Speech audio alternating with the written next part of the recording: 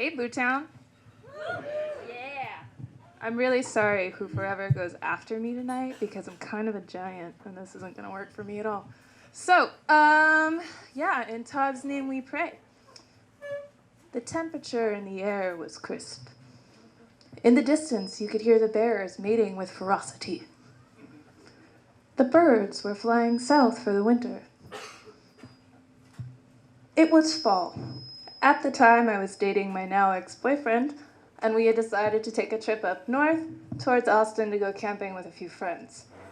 Now, none of us knew what the fuck we were doing when it comes to camping, but we'd all been to summer camp like once when we were 8, so we figured we'd be fine. After driving for about 2.5 hours, my boyfriend and I were nearing the campsite. I can't tell you the name, but it sounded pretty earthy, so I figured we were probably in the right spot. As our drive was winding down and we were getting closer to the site, I could feel his SUV struggling to keep going. We made it close enough to the campsite, and we could see our friends sitting around their makeshift campfire. As we waved over to them, we felt the SUV creak to a sudden halt. Fuck.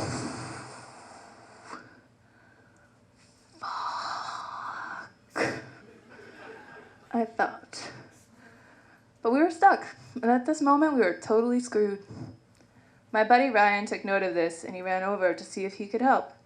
After he and my boyfriend yelled back and forth at each other about how my boyfriend did he switch the gears, and when he got into this terrain, and how this car really was four-wheel drive, they both settled down and we tried to think of a solution.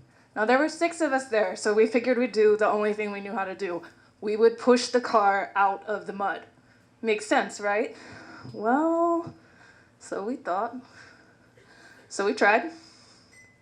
And we tried. And we tried until we were all inevitably covered in so much mud and rocks we couldn't dry anymore. We all sat around and we pondered over our failed attempts and we tried to think about what we could do. At that very moment, we saw a tiny dune buggy coming over the hill. It was a park ranger who had seen us in our efforts. Y'all seem to be stuck in the mud. Y'all! Maybe I can help y'all out. The lovely old park ranger who lived over yonder was maybe $150 soaking wet and 85 years old. But he's a park ranger. Probably has years of experience of park ranging and saving to bestow upon us. He did not. Again, for a while longer than he probably should have kept trying, he gave us a shovel, wished us well, and we went back to his little cabin on the hill. Again, we found ourselves positively dumbstruck and distraught over this situation.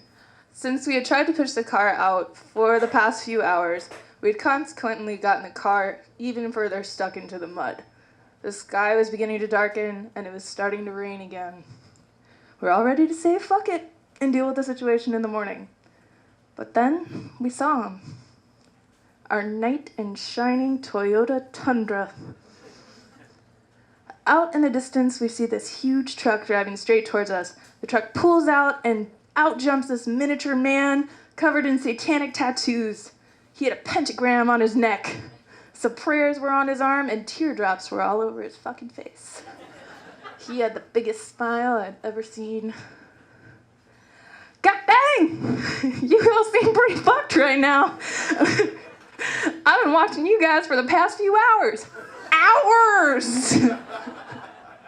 And I couldn't bear it anymore. Let me know if I can, help pull you out. He then jumped back in his truck, grabbed some rope, and tried to pull us out. To no avail, I might add. But that didn't stop him. He told us he was going to drive us back home, grab some more rope and some boards, and head right back. We chalked it up to bullshit, and you know what? We were wrong. He showed up with more rope, some other crap people are going to use to get cars out of the freaking mud, like big boards. Obviously things we were not prepared when we came on this trip. And a stronger rope. So he also brought us a handle of whiskey, which is really good because I was over pushing that car at that point. So I kind of let the boys do their thing while I sat and worked on that handle of whiskey. After about 20 minutes of mudslinging and swearing and howling, we were unstuck. We all cheered, we poured some drinks, and we sat around the fire. We really got to know Todd at that point. He was a young guy, didn't have a lot of friends, didn't have a lot of family, so he spent most of his time up at that lake house alone. Learned about his childhood and those tattoos that he immensely regretted about his childhood as a neo-Nazi. And then how he turned to satanic worship. But, through all of that, he eventually made peace with the world and was cool with who he was. He wasn't sure if he was ever going to meet God, but he figured he'd figure it out one day. We hung out with Todd for the rest of the evening. We shared stories and steaks until we passed out under the stars. I haven't seen Todd, and I'm pretty sure none of my friends have seen him either, but I'll say it was probably the biggest case I've never judged a book by a cover. Thank you.